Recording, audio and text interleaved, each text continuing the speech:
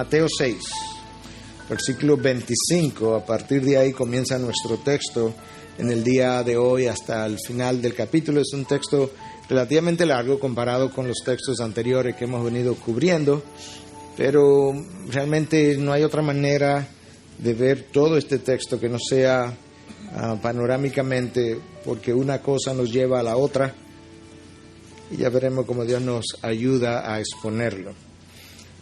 Versículo 25, por eso os digo, no os preocupéis por vuestra vida, qué comeréis o qué beberéis, ni por vuestro cuerpo, qué vestiréis. ¿No es la vida más que el alimento y el cuerpo más que la ropa? Mirad las aves del cielo, que no siembran ni siegan ni recogen en graneros, y sin embargo vuestro Padre Celestial las alimenta. ¿No sois vosotros de mucho más valor que ellas? ¿Y quién de vosotros, por ansioso que esté, puede añadir una hora al curso de su vida? Y por la ropa, ¿por qué os preocupáis? Observad cómo crecen los lirios del campo, no trabajan ni hilan, pero os digo que ni Salomón en toda su gloria se vistió como uno de estos. Y si Dios viste así la hierba del campo que hoy es y mañana es echada al horno, ¿no hará mucho más por vosotros, hombres de poca fe? Por tanto, no os preocupéis diciendo qué comeremos o qué beberemos o con qué nos vestiremos, porque los gentiles buscan ansiosamente todas estas cosas, que vuestro Padre Celestial sabe que necesitáis de todas estas cosas. Pero buscad primero su reino y su justicia, y todas estas cosas os serán añadidas. Por tanto, no os preocupéis por el día de mañana, porque el día de mañana se cuidará de sí mismo. Bástale a cada día sus propios problemas. Padre, aquí estamos frente a tu palabra con un tremendo recordatorio acerca de la manera como no debemos vivir. Te pedimos la iluminación de tu Espíritu para saber cómo debemos hacerlo. Sé con el predicador, Dios, en todas sus debilidades. Guíalo, sosténlo, fortalécelo. No permita que nada ni nadie pueda interferir en lo que es la proclamación de tu verdad. Sé con él, Dios, y sé con lo que escuchan, para que tu palabra predicada pueda hacer el trabajo para la cual tú la estás enviando hoy. Te lo pedimos en tu nombre. Amén. Bueno, el texto que yo acabo de leer representa en esencia una continuación del texto de la semana anterior, donde Cristo está tratando de pasar a sus discípulos una nueva cosmovisión acerca de las cosas materiales y de las circunstancias de esta vida. Como nosotros no somos ciudadanos de este mundo, sino que somos más bien extranjeros y peregrinos, por esa razón nosotros necesitamos una nueva visión. Y Cristo está tratando de levantar los ojos de sus discípulos de este mundo para ponerlo en el mundo, en las cosas del mundo venidero. Alguien ha dicho, creo que las personas que más han hecho por este mundo son aquellas que han puesto su mente en el próximo mundo. Yo creo que eso es una gran verdad. En el texto anterior a este, en el que expusimos la semana anterior, el Señor estaba tratando de ayudarnos a hacernos entender por qué no debemos acumular tesoros en esta tierra y por qué nosotros debiéramos pensar en acumular nuestros tesoros en el reino de los cielos.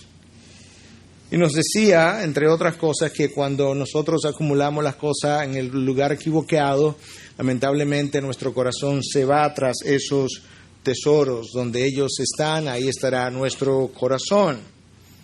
Vimos como la acumulación de esos tesoros aquí en la tierra nos hace poner nuestra vista en las cosas terrenales y temporales. Como esa forma de vivir nos pone los ojos en las cosas que hoy están y que mañana ya no están, y que nos hacen desviar la mirada hacia las cosas que no tienen ni valor ni uso eterno.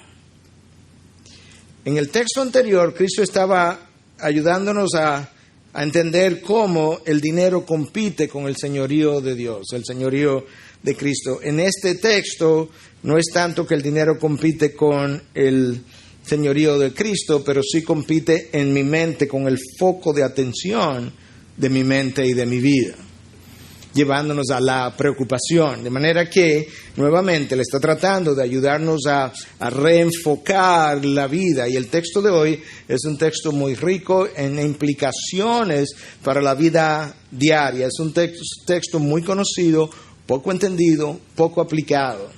Y una de las cosas que Cristo va a hacer de una manera genial, Él va a usar una serie de argumentos, una serie de preguntas para llevarnos a una conclusión lógica. Y eso es exactamente lo que nosotros vemos aquí. Yo creo que si hay un texto de la palabra, bueno, hay muchos, pero en este texto el genio de Jesús como maestro sale a relucir de una manera muy clara. Y con eso yo quiero entonces que veamos algunas cosas acerca del texto. Y yo voy a seguir en esencia la misma estructura de mi sermón anterior, porque estos dos textos se complementan, son una continuación el uno del otro. De manera que en primer lugar yo voy a ver las características de la preocupación, en segundo lugar la prohibición de esa preocupación, en tercer lugar las razones de la prohibición y en cuarto lugar la alternativa a la preocupación. Comenzamos con el punto número 1, las características de la preocupación. La preocupación es algo muy común entre nosotros, muy perturbador, dicho sea de paso, y algo que ha estado con el hombre desde la caída de Adán y Eva. El texto nos dice 3 veces, por tanto o por eso, no os preocupéis. De manera que esa frase repetida varias veces nos deja ver desde el inicio cuál es el foco de la enseñanza de Jesús en este momento. La palabra preocupar o preocupación es la palabra merinao en el griego. E implica exactamente eso, estar ansioso, estar distraído, tener una mente distraída, una mente que está dirigida en diferentes direcciones. Y eso es exactamente lo que ocurre cuando nosotros estamos preocupados, nosotros estamos desenfocados, la visión está distorsionada, no podemos ver con claridad ni con objetividad lo que está ocurriendo. De hecho, vemos lo que está ocurriendo de una manera agrandada. Yo creo que una forma de nosotros verlo es pensando en esta ilustración. Tú tomas tu dedo pulgar, lo pones frente al sol y lo dejas proyectar una sombra hacia lo que es la pared o hacia el piso y te darás cuenta cuán grande es la sombra, mucho más grande que lo que es la realidad de tu dedo. Por eso alguien decía que la preocupación es una cosa pequeña con una sombra grande. Y eso es exactamente como es. Déjame ilustrártelo una vez más y yo voy a estar usando varias ilustraciones porque como esto es una enseñanza tan central a la vida cristiana y tan cotidiana como lo es, yo quiero que quede bien claro de qué estamos hablando en esta mañana. Se ha calculado que si tú te encuentras con una neblina que cubra 7 cuadras de una ciudad y que la neblina sea tan densa que tenga 100 pies de profundidad, te das cuenta que prácticamente no puedes ver nada de tan densa que la neblina. Si tú reúnes todo el agua que ha producido esa neblina así de densa y de 7 cuadras de tamaño, es menos de un vaso de agua, dividido en 60,000 millones de partículas microscópicas. Un vaso de agua capaz de paralizar 7 cuadras de una ciudad donde prácticamente nadie puede ver. Eso es exactamente lo que la preocupación hace. Es una cosa pequeña que causa una distorsión tal de las circunstancias y de la realidad que nos paraliza, nos distorsiona, nos desvía, nos roba la paz, nos roba el gozo. Y eso es exactamente lo que Cristo está tratando de decir, no lo hagas. Yo creo que la preocupación es una de las armas más efectivas y más frecuentemente usadas por el enemigo. Y yo quiero darte alguna de esas características que es nuestro punto número 1 acerca de la preocupación para que tú puedas entender por qué es tan usada y por qué es tan efectiva. En primer lugar, la preocupación es pesimista. Se enfoca en lo peor y anticipa lo peor. Y eso disminuye nuestra racionalidad y nos lleva entonces a reaccionar de maneras muy emocionales. Se cuenta que en una ocasión un hombre entraba a una ciudad y se encontró con la muerte. Y sorprendido le preguntó, ¿qué tú haces? Y la muerte le dijo, yo vine a llevarme 10,000 personas de esta ciudad en el día de hoy. El hombre se molestó con la muerte y la muerte le dice, déjame tranquilo, que eso es mi trabajo, llevarme la gente cuando ya su tiempo se ha terminado. El hombre entra a la ciudad y le advierte a todos cuanto él pudo en la ciudad de las intenciones de la muerte, de manera que pudieran vivir las próximas 24 horas con sumo cuidado. Las 24 horas pasan, el hombre está saliendo de la ciudad y vuelve a encontrarse con la muerte. Pero ahora el hombre está más furioso y le dice a la muerte, tú me dijiste que te iba a llevar 10,000 personas, pero 70,000 personas murieron. Y la muerte le dice, quítate de mi camino, yo solamente maté 10,000, el resto murió de preocupación y ansiedad. Es una ilustración, pero nos deja ver lo que la preocupación hace y la ansiedad. Es como una muerte lenta, es algo que es capaz de quitarle o de quitarte la vida o la esencia de la vida para este mundo, el gozo de la vida. Y eso es como muchos de los hijos de Dios viven. La preocupación es, cuando no es pesimista, es futurista. Y por eso siempre trata de controlar el futuro, pero es un futuro que la preocupación no conoce y que no controla. Otras veces la preocupación no vive en el futuro, entonces vive en el pasado. Cosas que ya ocurrieron, que yo no puedo cambiar, pero son las que nos perturban, a pesar de que Dios ha prometido que a sus hijos todas las cosas, incluyendo su peor pasado, cooperarán para bien. De manera que la preocupación no conoce ese versículo bíblico.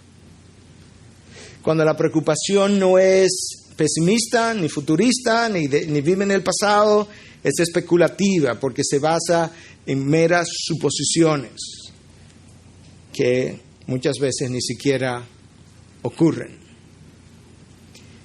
Y al final la preocupación es ilógica entonces. Es ilógica porque trata de arreglar las cosas en su mente, pero yo necesito recordar que arreglar las cosas en mi mente no garantiza los resultados. Y es de eso que Cristo está tratando de hablarnos y de prohibirnos. Por eso es que nosotros leemos, por eso no os preocupéis, versículo 25. Por tanto no os preocupéis, versículo 31. Por tanto no os preocupéis, versículo 34. Una y otra vez, Cristo repite, que es la forma de enfatizar algo en la cultura hebrea. Él repite esto 3 veces para que entendamos lo importante de este mandato. No es una sugerencia, no es una alternativa que Él nos da. Él nos está diciendo de manera categórica, no os preocupéis, es una prohibición. Tenemos una idea ahora de algunas de las características de la preocupación. Yo quiero que veamos ahora no solamente sus características, sino yo quiero que veamos la prohibición misma. Versículo 25. Por eso os digo, no os preocupéis por vuestra vida, qué comeréis o qué beberéis, ni por vuestro cuerpo, qué vestiréis. El comer y el vestir son necesidades básicas. Son necesidades que nos preocupan, pero todavía más cuando tenemos hijos. Y nosotros pudiéramos legitimar la preocupación porque pudiéramos decir, bueno, es que yo no estoy pidiendo lujos. No me estoy preocupando por cosas extraordinarias, simplemente por lo básico. Y Cristo dice, no, yo te estoy diciendo que no debierais preocuparte ni siquiera por lo básico. ¿Qué vas a comer? ¿Qué vas a vestir? Y Él entonces, tratando de profundizar el pensamiento y de ampliar la cosmovisión de sus discípulos, les hace una pregunta. ¿No es la vida más que el alimento y el cuerpo más que la ropa? Él no la responde. Esto es una pregunta retórica. Es una pregunta que tiene la respuesta contenida en la misma pregunta.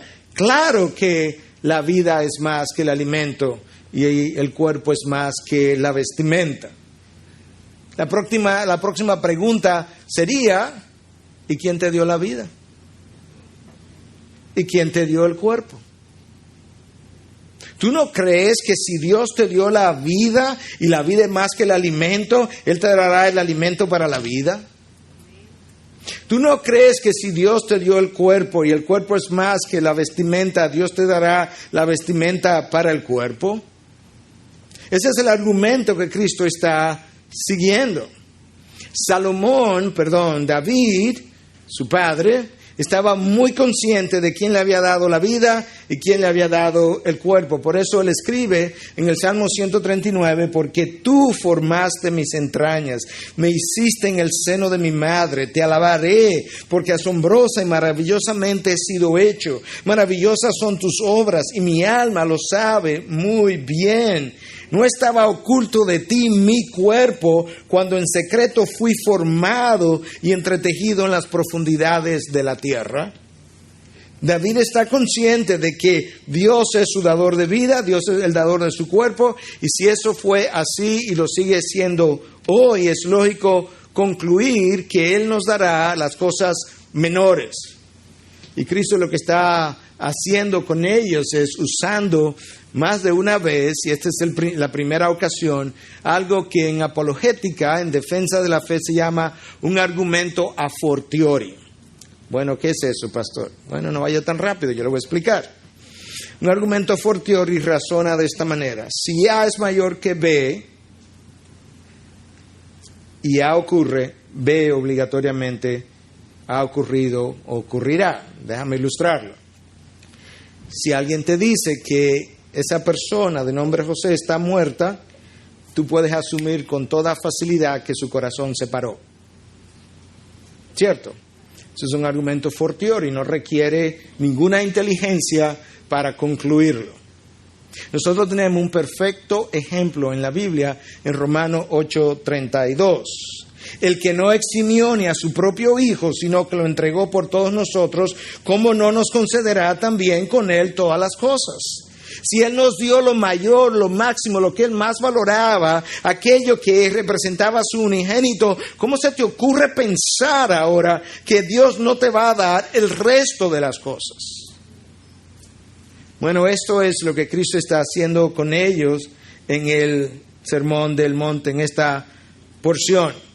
Si Él te dio la vida y te dio el cuerpo, tú debieras concluir de manera a fortiori que Él te dará el alimento y te dará la vestimenta, de tal forma que la preocupación es ilógica, no opera en el ámbito de lo racional, opera en lo irracional y por tanto es imposible que la preocupación se ponga de acuerdo con la mente de Dios. Cristo está ayudándolos a crear una nueva cosmovisión racional de cómo ellos deben analizar su relación con Dios.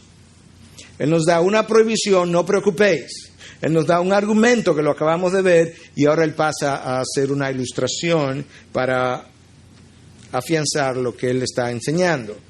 Versículo 26, mirad las aves del cielo, que no siembran, ni ciegan, ni recogen en graneros, y sin embargo vuestro Padre Celestial las alimenta. Aquí viene, ¿no sois vosotros de mucho más valor que ellas? La palabra clave ahí es mirad, observad, detente, presta atención. ¿Por qué no observa la obra de Dios en la naturaleza? Porque parte del problema está en la falta de observación. ¿No te has percatado que las aves no tienen graneros? ¿No guardan en graneros? Y todos los días ellas encuentran alimento. Y que las que encontraron alimento ayer están siendo alimentadas hoy y serán alimentadas mañana. Las aves no tienen la imagen de Dios impresa, tú sí. Las aves no fueron colocadas como regentes de la creación, Adán y Eva sí fueron. El Hijo de Dios no se encarnó en una ave, sino en un ser humano, y tú eres uno de los seres humanos que hoy le pertenecen a Dios. Si las madres crían o cuidan de las crías en el mundo, en el reino de las aves, ¿tú no piensas que el Padre Celestial cuidará de sus hijos en su propio reino? Mirad, contemplad, detente a observar, no vivas tan rápido. Que no puedas pararte un segundo y reflexionar acerca de la obra de Dios en la naturaleza, en tu propia vida, lo que hizo ayer. Si lo hicieras, de otra cosa te percataría. Imagínate hoy con los ritmos de vida que nosotros llevamos. Yo hablaba con mi esposa ayer y le decía, creo que la noche anterior, de una manera que no voy a detallar ahora, Dios me habló. Yo no oí una voz audible, pero Él me comunicó algo. Y me decía, ¿por qué no disminuye tu ritmo de vida? Bueno, yo hice un compromiso con Él. Y va a ocurrir, por su gracia y con su apoyo. Pero necesitamos disminuirlo para nosotros poder mirar y contemplar. En este caso, el mundo de las aves. Jesús trae ahora un segundo argumento a fortiori, refiriéndose a las aves. ¿No sois vosotros de mucho más valor que ellas? Pues claro. Bueno, pues si vosotros sois de más valor que ellas, y Dios es que ha puesto en las aves el instinto maternal para que ellas cuiden de sus crías, para que ellas puedan ser alimentadas, ¿no piensas que Dios hará lo mismo contigo? Cuando Dios dice que las aves no guardan en graneros, esto no es un llamado a la irresponsabilidad. No, ellas salen todos los días a volar, a buscar su comida. Ellas están actuando responsablemente, pero la encuentran. Cuando es necesario, ellas se luchan y construyen su nido, ramita a ramita, la entretejen. Ellas son responsables con su vida. Lo que ellas no hacen es levantarse en la mañana, abrir los ojos, cantar, lo que sea que ellos canten, y luego decir, ¿y habrá comida hoy? No, ellas salen porque ellas saben que habrá comida. ¿Quién hizo eso? Yo te voy a decir quién lo hizo. Job está teniendo un problema con Dios porque no puede hablar con Él, no lo puede encontrar. No puede conversar con Dios. Él quiere una explicación. ¿Qué es lo que me está pasando? Estoy lleno de llagas, estoy lleno de problemas. Y yo no puedo. Mis amigos me están acusando de que yo estoy en pecado. Y yo sé que yo no estoy en ningún pecado. Pero finalmente Dios se aparece. Y Dios comienza a cuestionar a Job acerca de su creación. A ver cuánto Job entiende de su creación. Para luego implícitamente dejarle dicho, si tú no entiendes nada del mundo físico de lo creado, tú no puedes entender nada del mundo espiritual. Cuando tú averigües del otro, hablamos de esto. En esencia es lo que Dios estaba tratando de decirle, pero escucha lo que Dios le dice a Job en 38:41. Job, ¿quién prepara para el cuervo su alimento cuando sus crías claman a Dios y vagan sin comida? ¿Tú leíste lo que yo leí de ese texto? Que las crías de los cuervos, cuando tienen hambre, cuando gritan, no es a sus madres que le están gritando. Ellas claman a Dios. Dios las oye. ¿Y cómo Dios ha respondido su clamor? Ha puesto en las madres cuervos un instinto maternal para que cuando esos crías griten, ellas salgan a volar, a buscar comida y regresen con comida en sus picos y puedan alimentar a sus crías. Y dice, mirad, observad mi mundo, mi creación. Mi creación habla del Creador. ¿Por qué no te detienes para que puedas ver que si cuervos que no llevan la imagen de Dios impresa, son cuidados con tanto esmero por sus madres.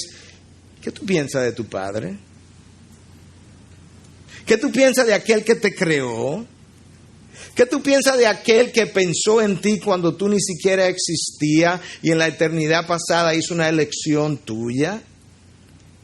¿O no sois vosotros, mis elegidos, más que ellas, las aves? Ese es el segundo argumento fortiori. ¿Te das cuenta que la preocupación no es lógica, no es racional? No puede ponerse de acuerdo con la mente de Dios.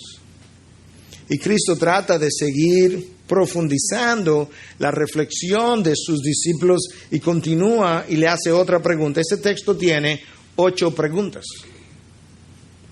Tiene 3 argumentos. Yo no voy a entrar en los detalles. Tiene 3 conclusiones. Tiene 8 preguntas. Tiene 3 prohibiciones. Es un texto rico en contenido. Mira una de esas preguntas. ¿Y quién de vosotros, por ansioso que esté, puede añadir 1 hora al curso de su vida? Bueno, de nuevo, esto no es un llamado a la irresponsabilidad de que, bueno, pues si no le puedo añadir 1 hora al curso de mi vida, ¿para qué me voy a ocupar de mi salud? Bueno, yo voy a manejar a altas velocidades y no me voy a detener en un semáforo, porque si no le puedo agregar 1 hora al curso de mi vida, esto tampoco lo va a cambiar. No, esto no es un llamado a la irresponsabilidad. El texto nos dice: ¿quién de vosotros, por responsable o irresponsable que viva, puede añadir 1 hora al curso de su vida? Eso no es lo que dice el texto. Lo que el texto me está diciendo es que la preocupación, la actividad ansiosa de mi mente, la intranquilidad de mi mente, por intensa que sea, por frecuente que sea, nunca ha sido capaz de agregarle 1 hora al curso de mi vida. Es imposible. Alguien comparaba la preocupación con una mecedora. La mecedora te da algo que hacer, pero no te lleva a ningún lado. Te mueves y te mueves y te mueves, pero no va para ningún sitio. ¿Te das cuenta? Tú no controlas tu vida. Él es quien orquesta la historia. Él es quien la dirige. Él es quien la determina. Oh, cuánto David conocía esto. Tú no te llevas un sentido de extraordinario de confianza cuando tú lees los Salmos y alguna de las demás lecturas de la Biblia. Tú no te llevas un sentido de que, wow, esta gente conocía algo que a esta generación cristiana le hace mucha falta, porque David primero asevera que Dios entretejió su cuerpo en las profundidades de la tierra, en el vientre de su madre, y luego entonces él asevera, escuchen el mismo Salmo, versículo 16, y en tu libro se escribieron todos los días que me fueron dados, cuando no existía ni uno solo de ellos. De manera que cuando yo nací, cuando Dios formó mi embrión, que yo no había nacido todavía, en su libro Dios escribió, 5 de julio 1958, la mamá de el que hoy es pastor va a entrar en labor de parto. Y yo nací. Y en el mismo libro había una raya con otra fecha que es desconocida para mí, que es el día en que yo voy a salir de este mundo. Y mi preocupación no le va a agregar 1 sola hora a esa estadística que Dios ya tiene escrita en su libro. Dios me creó con un propósito. Los propósitos de Dios son irrevocables. Por tanto, yo no voy a partir de este mundo hasta que mi propósito haya terminado. Si Dios me dijera al final del culto, Miguel, tu propósito termina hoy, yo sé cuándo me voy a morir. Si Él no me dijera más nada, yo sé automáticamente cuándo yo me voy a morir. Hoy, cuando se acabe ese propósito. David sirvió su propósito en su propia generación, dice el texto de Hechos 13:36, y entonces David durmió. No antes, no después. La razón por la que tú no naciste en otra generación es porque esa otra generación no necesitaba tu propósito. La razón por la que tú estás vivo en esta es porque Dios entiende que esta generación necesita el propósito para el cual Él te creó, y hasta que tú no lo termines, tú no vas a salir. Nadie puede agregar una hora a su vida con vivir ansiosamente. Y la razón es, como ya lo dijimos, solamente el dador de vida me puede quitar la vida. Dios es quien está a cargo de mi historia y nadie me puede quitar esa vida hasta que yo no haya concluido su propósito. Jesús sigue con ellos y sigue preguntando. Una forma muy hebrea de enseñar, pregunta tras pregunta, sin necesariamente dar respuestas. Versículo 28, y por la ropa, ¿por qué os preocupáis? Déjame parar un momentito. En la época de Cristo, la gente se preocupaba si tenía 2 batas, porque tenía que lavarla de vez en cuando y que me voy a poner cuando esté mojada. Y a esa población Cristo le dice, ¿por qué te preocupas? Imagínate lo que Cristo nos diría hoy en día cuando nosotros vivimos preocupados si está de moda o no la ropa. Si nosotros vivimos preocupados si es de marca. Si nosotros vivimos preocupados y decimos, ay no, eso está muy chippy. Por eso yo decía que yo creo que en ocasiones, si oyéramos al Señor y Él fuera a usar un lenguaje muy de nuestro país, diría, tú estás relajando. O sea, tú estás preocupado si ahora los zapatos tienen que tener 8 pulgadas porque ya no pueden ser sandalias, porque pasó de moda. Cuando ya esta gente, Cristo le estaba diciendo, y por la ropa, ¿por qué os preocupáis? Porque no tenga una más. ¿No piensas que tu Padre sabe lo que te hace falta? Y entonces, ¿cuál es la respuesta, Señor, a esa pregunta? Escucha la respuesta inmediatamente después. Observad cómo crecen los lirios del campo. No trabajan ni hilan. Simplemente florecen. Otra vez, hace un rato, Cristo le dijo, mirad. Ahora le dice, observad. En el primer lugar le dice, presta atención a las aves. Ahora le dice, presta atención a los lirios. Yo no le había prestado atención a los lirios hasta esta semana. De hecho, hasta ayer que me entró la curiosidad por conocer acerca de los lirios, porque yo creo que si la Biblia me dice que observe cómo crecen los lirios del campo, no lo está haciendo con una mera ilustración superficial, sino que la creación de los lirios debiera decirme algo del Creador. De manera que rápidamente yo entré a buscar algo de los lirios. Representan 110 especies diferentes. Una sola flor, 110 especies. Son generalmente hierbas le llaman. O sea, esta cosa hermosa, dice que son hierbas, de tallos frondosos que forman bulbos subterráneos, los cuales utilizan para sobrevivir al invierno. Sobreviven. Es el Creador, cuando pensó en los lirios, dijo, mira, hay lirios que van a crecer en clima frío. Yo como Creador no puedo permitir que simplemente se mueran. De manera que Él le hizo bulbos subterráneos que cuando viene la primavera vuelven y salen otra vez. Las grandes flores que exhalan una fuerte fragancia, sobre todo de noche, tienen 6 pétalos en una variedad de colores que abarca el blanco, amarillo, naranja, rosa y púrpura. Yo entré al internet, yo quería ver fotos de estos lirios, es extraordinario. La gama de colores es como interminable y su combinación es extraordinaria. Los motivos incluyen manchas, pinceladas y puntillas. La floración se da en verano. Las semillas que maduran a finales de verano muestran diferentes y a menudo complejos patrones de germinación adaptados a los climas que habitan. Las semillas tienen diferentes formas de germinar como una adaptación a los climas, a las regiones, a las temperaturas donde ellas habitan. El Creador hizo eso. Tomó el cuidado de hacer que los lirios sobrevivieran a temperaturas que para ellos les resultan traumáticas. ¿Tú piensas que ese Creador no tiene cuidado de las circunstancias que rodean tu vida?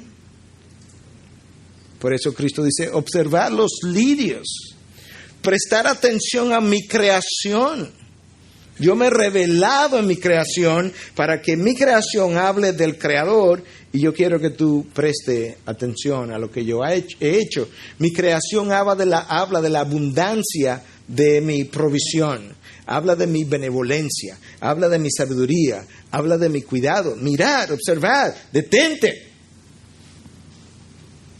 El problema es que no miramos. Eso es.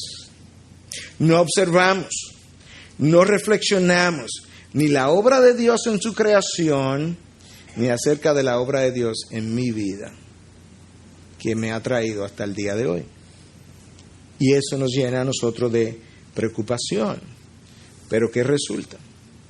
Que cuando yo me preocupo, eso hace lucir a mi padre como una persona descuidada, mezquina, irresponsable, que carece de recursos y que no está pendiente de mí. Imagínate el niño que va al colegio, llega a las 8 menos 15, se sienta en su pupitre de esta forma, todo preocupado. Niño, ¿y qué te pasa? Profe, estoy preocupado. ¿Por qué tú estás preocupado? No sé si mi papá y mi mamá me van a dar comida cuando yo llegue a la casa. ¿Qué usted concluiría de esos padres? Si es en Estados Unidos, se hace un reporte y hay que investigar ese hogar. Porque es considerado un trauma el que un niño llegue a un colegio preocupado por si el papá y la mamá le van a dar de comer. Próximo día, mi hijo, ¿encontraste comida? Sí, ¿y por qué tú luces preocupado otra vez? Es que ahora no sé si mi papá y mi mamá me van a dar ropa. Otra llamada, sigan investigando que hay problema en ese hogar. ¿Te imaginas la impresión que los hijos de Dios le damos a los incrédulos cuando vivimos preocupados? Los incrédulos pudieran decir, investiga esa fe porque aquellos que siguen a ese Dios, yo lo veo tan preocupado como nosotros. Averigüen a ver.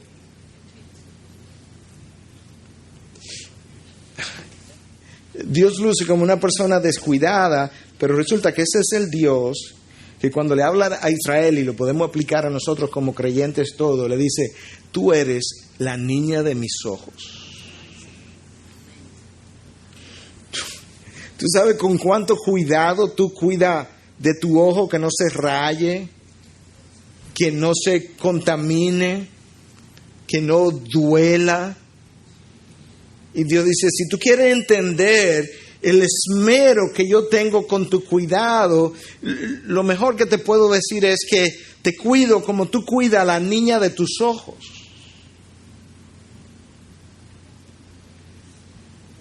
Pero el gentil, bueno, nosotros somos gentiles, el incrédulo no se lleva esa impresión de nosotros o de nuestro Dios. Dios le da agua al lirio, le da alimento subterráneo todos los días, hace salir el sol. Dios creó el sol solamente para dar vida. Un sol monumental, de manera que ustedes puedan tener vida. Si Él creó el sol, ¿tú no crees que te darás todas las demás cosas necesarias para la vida? Ese es el argumento que Cristo viene desarrollando. La hermosura de mi creación, la armonía de mi creación debe decirte con cuánto cuidado yo me tomo lo que he creado. Cosas inanimadas que no tienen un alma, que no tendrán una vida eterna, yo las cuido con esmero, imagínate qué hago contigo. Mira lo que Cristo dice: pero os digo que ni Salomón en toda su gloria se vistió como uno de estos. ¿Uno de cuáles? De los lirios. Tú tomas un lirio, tú lo observas con cuidado y dice, Dios dice, yo te desafío, yo te reto a que compares el oro, la plata, las construcciones, las decoraciones de Salomón con lo que es mi creación. Ni siquiera se acerca. 3000 años han pasado del reinado de Salomón y su esplendor fue tan extraordinario que todavía nosotros tenemos que seguir hablando del esplendor del reinado de Salomón. Y Cristo dice, yo los reto a cada ser humano sobre la tierra a que compare el esplendor de Salomón en su apex, en su punto cumbre, con la diversidad de mi creación, los colores, la armonía, la variedad, a ver si siquiera se acerca. Y Cristo dice, ¿quién viste los lirios? ¿No es mi Padre? Pues claro, pues tú debieras concluir que el mismo Padre te vestirá a ti. Los cielos cuentan su gloria.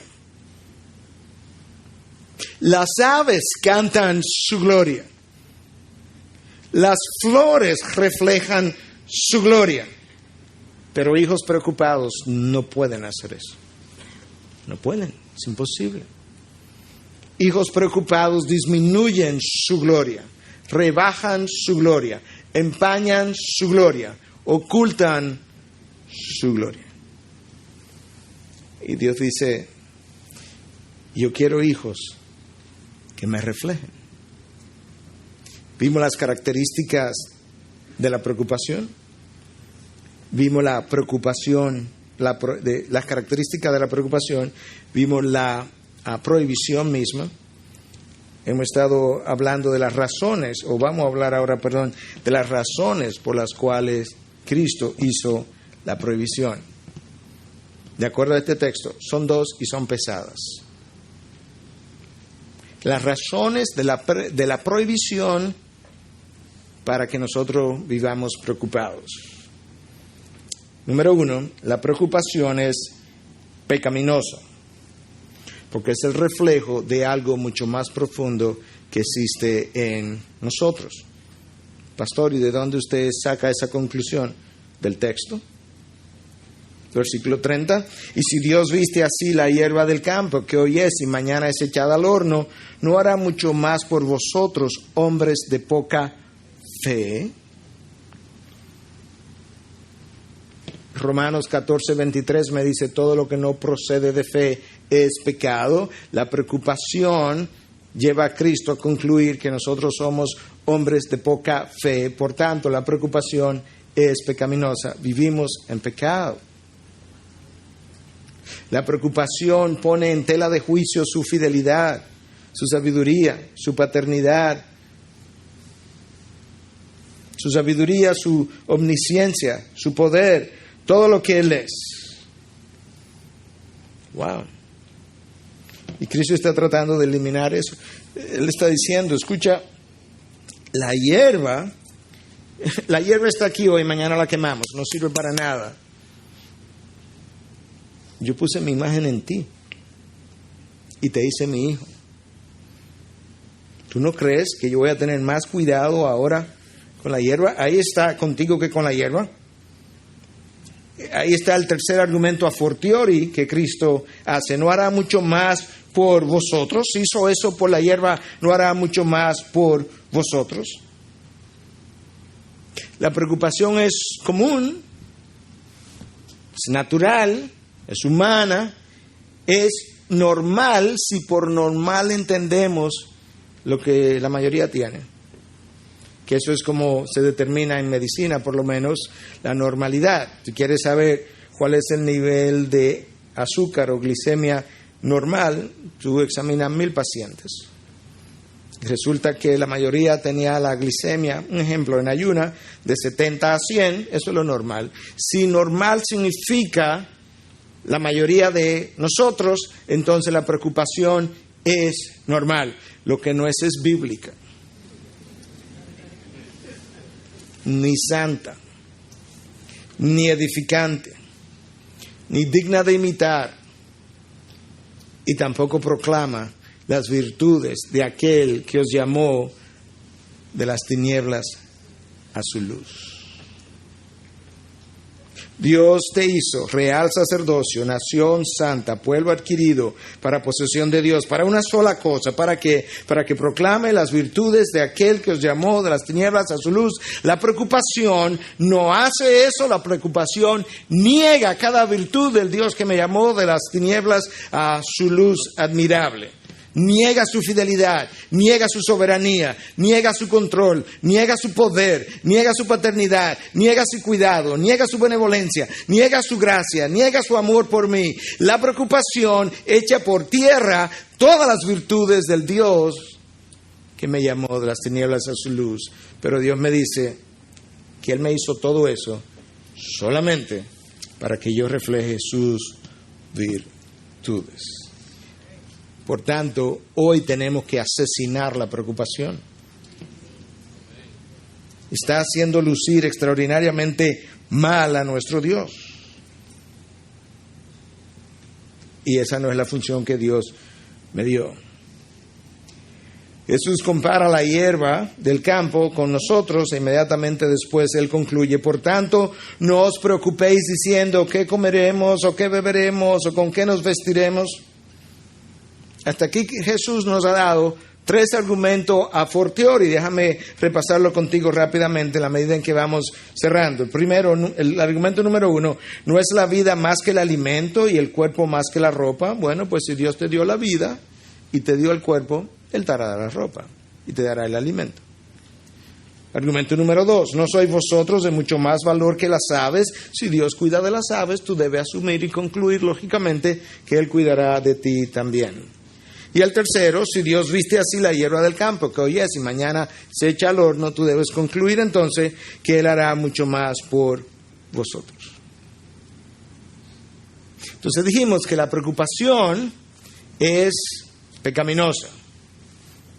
Razón número 1 por la que Cristo la prohíbe. Razón número 2, no es menos pesada, la preocupación es pagana. ¿De dónde usted saca eso, pastor? Del mismo texto. Porque los gentiles buscan ansiosamente todas estas cosas, los paganos, esa era la referencia cuando habla de gentiles, que vuestro Padre Celestial sabe que necesitáis todas estas cosas. No os preocupéis porque los paganos son los que hacen eso. Entonces la preocupación es pagana. Claro que el pagano debe preocuparse. Si yo tengo un amigo pagano y se está preocupando, yo le voy a decir: tú estás haciendo lo que debes hacer. Tú estás siendo muy responsable. ¿Por qué? Porque el pagano no tiene a Dios por padre y como huérfano al fin, él debe preocuparse. Él no tiene una paternidad que le proteja. El pagano, él no tiene acceso al trono de la gracia, por tanto, él no puede contar con la provisión de Dios. Y en tercer lugar, el pagano no tiene o no vive bajo su amparo y por tanto él no puede vivir contando con la protección de Dios. Pero ese no es el caso de los hijos de Dios, que tienen a Dios por padre, que tienen a Dios por proveedor y tienen a Dios por protector. No, la preocupación es pagana. En la antigüedad, los paganos vivían siempre preocupados con sus dioses. Claro, eran dioses con ojos, pero no veían, con oídos, pero no oían, con boca, pero no hablaban, caprichosos, que nunca habían hecho absolutamente nada. Claro que debían vivir preocupados con sus dioses y por tanto ellos vivían preocupados con toda razón, porque ese Dios o esos dioses en que creían ni eran soberanos, ni eran dadivosos, ni estaban llenos de amor y de gracia, ni lo habían redimido, ni eran realmente un buen padre tampoco, ni un buen pastor. Lamentablemente, el día que nosotros nos convertimos, La conversión no levanta nuestros ojos de las cosas de este mundo a las cosas del mundo venidero. Nosotros venimos cargados de pecado a la presencia de Dios. Estoy hablando de la conversión genuina. Dios, perdóname. Soy un hombre pecador. En base a lo que Cristo hizo en la cruz, yo te pido perdón. Te entrego mi vida, recibo la tuya. Perdóname, gracias por tu gracia. Gracias por tu amor, etcétera, etcétera. Nací de nuevo. Este es el trono. Y así yo me voy. Y vivo la vida así, con la vista puesta en las cosas de aquí abajo. Por tanto, yo nunca puedo adquirir la cosmovisión de los cielos.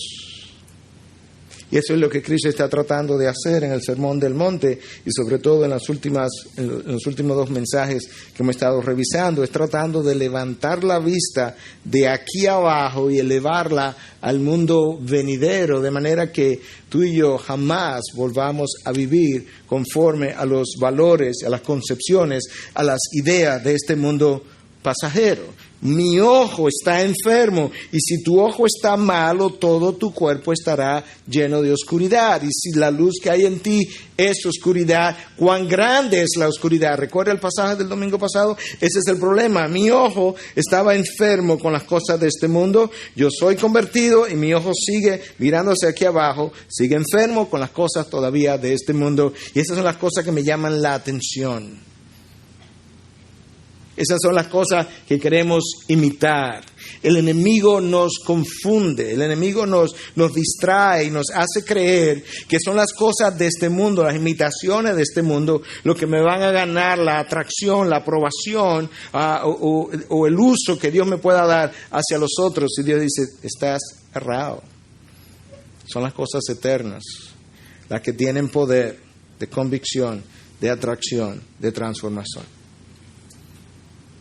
Pero muchos de los hijos de Dios no viven libres de las preocupaciones. Viven más bien ofuscados. Y yo sé que la preocupación puede tener múltiples factores, causas. Pero en torno a lo que es la dependencia de las cosas materiales de este mundo, la preocupación tiene una solución dada aquí mismo. Cristo no solamente describe la enfermedad, Él describe el tratamiento. Buscad primero su reino y su justicia, y todas estas cosas os serán añadidas. Por tanto, no os preocupéis por el día de mañana, porque el día de mañana se cuidará de sí mismo. Bástele a cada día sus propios problemas. Ese es el tratamiento. Bueno, pastor, ¿y entonces cómo yo hago eso? ¿Qué significa buscar el reino de Dios primero y su justicia? ¿Usted quiere saber? Venga el próximo domingo. Yo no te puedo decir en 5 minutos lo que eso significa. Ni en 10. Ni en 15. De manera que el próximo domingo vamos a hablar del tratamiento o de la cura de la preocupación. La búsqueda del reino de Dios primero y su justicia. Integridad y Sabiduría es una producción que llega hasta ustedes gracias a los aportes de individuos y empresas comprometidos con la defensa de la fe. Para más información, preguntas y comentarios, visite nuestra página de internet www.integridadysabiduría.org. En esta página encontrará información sobre la producción de este y otros recursos que ponemos a su disposición, como también las formas en las que usted puede contribuir con la producción de programas como estos. Les invitamos nuevamente a visitar nuestra página de internet www.integridadysabiduría.org. Será hasta la próxima, cuando nos reencontremos con Integridad y Sabiduría.